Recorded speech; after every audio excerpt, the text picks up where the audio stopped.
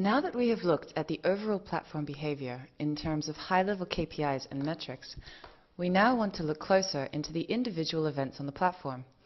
As a start, we will look at the calls page. The calls page shows us a graph of the currently active calls.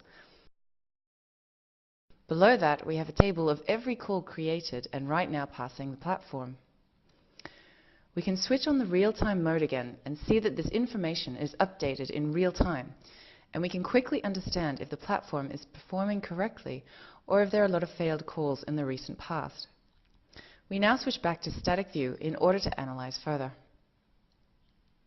For each individual call in that list, you are able to go into every single detail of the call. Currently, there is 8 million calls in that buffer, and that gives us a huge opportunity to track recurring problems. So we start by selecting a single call to analyze. And we can do this by right-clicking and selecting from the options Call Details window, or we can simply double-click on the call.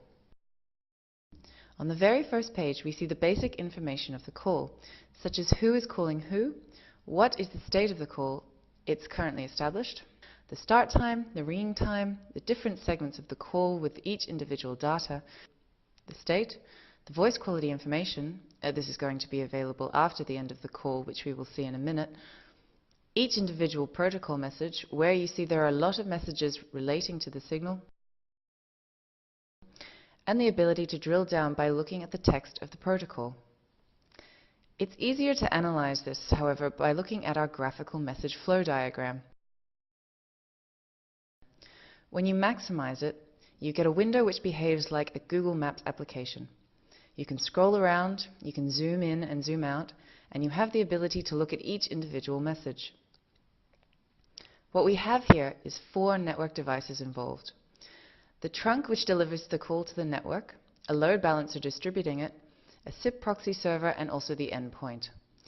When we see the calls traversing a network, the invite message is sent from the trunk to the load balancer and the SIP proxy.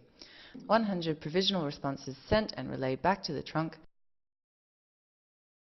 An invite message is passed back to the load balancer and then relayed to the endpoint with that IP address. If there is no problem in the call delivery, it might be useful to analyze each individual message. But you only need to look at the messages you're really interested in.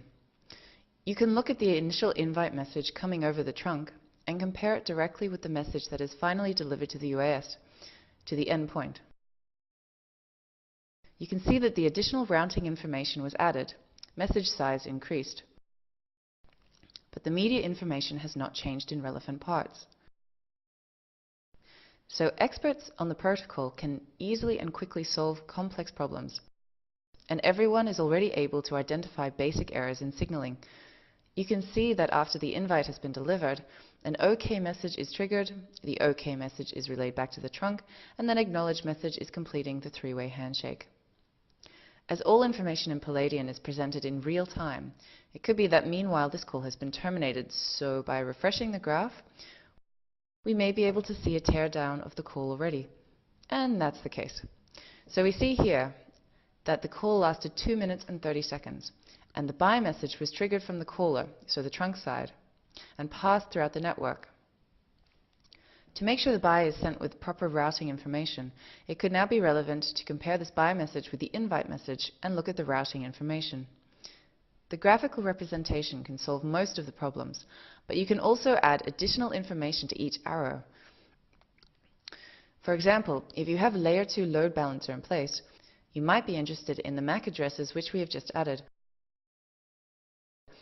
Or it might be that you want to look at the codecs involved. One click later, you will see the codecs that are in the STP offering.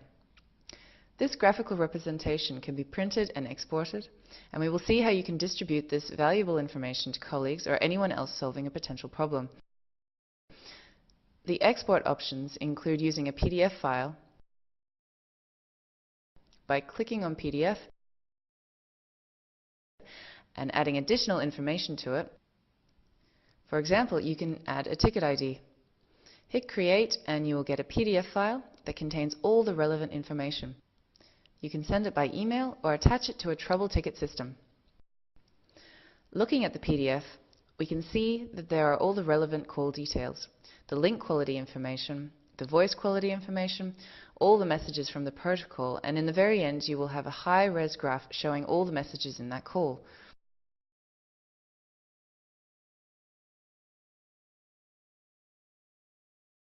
Because it's a vector graphic, you have the ability to zoom in and have no trouble reading the small text, even if you have complex scenarios with hundreds of messages. Another option to communicate this to your colleagues is to save the call by hitting a small floppy disk in the bottom.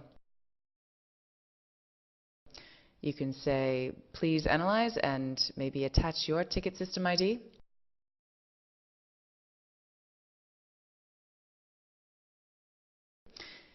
Hit save, and now the call is saved within the Palladion ticket system. And someone else, from, for example, third-level support, can access the list of saved calls to find the interesting cases, and then use the full capabilities of Palladion to analyze that particular call. This call example was just one call picked out of the list, which was in a very sane state and causing no problems. So what if we wanted to know if some calls on the platform were having problems?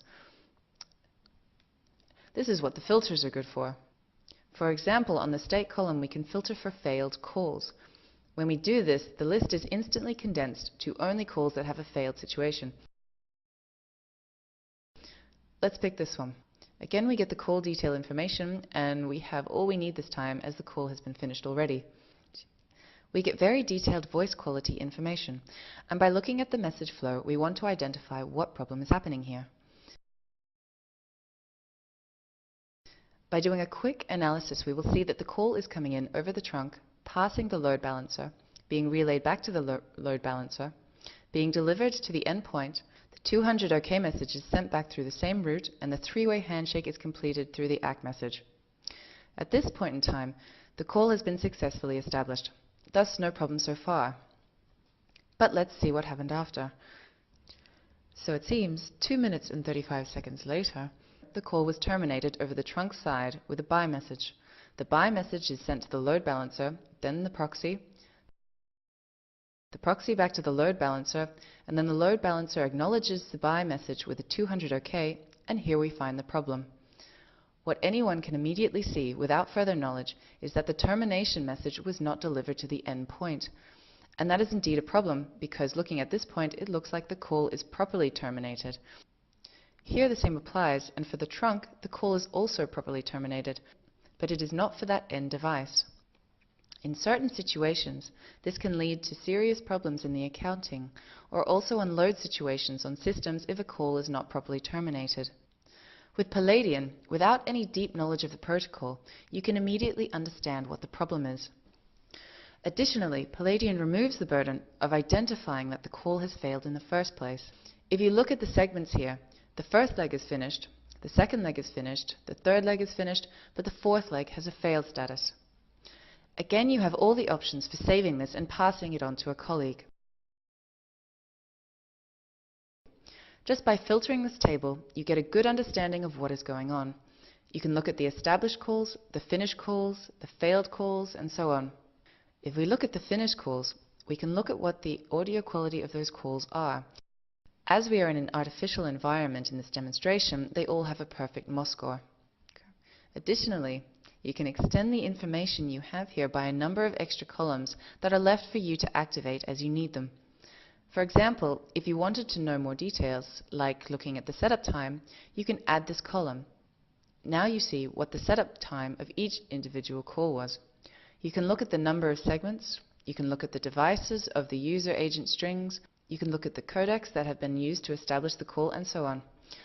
The table itself is a very powerful tool, and you can customize it to your needs, and even export it to Excel for further analyzing by third-party systems. Browsing through the system by using the calls table is a very good way to find out the health status of the system, especially because it takes the user experience into account. It looks at individual users and individual calls, and it doesn't gloss over the details with generalized statistics.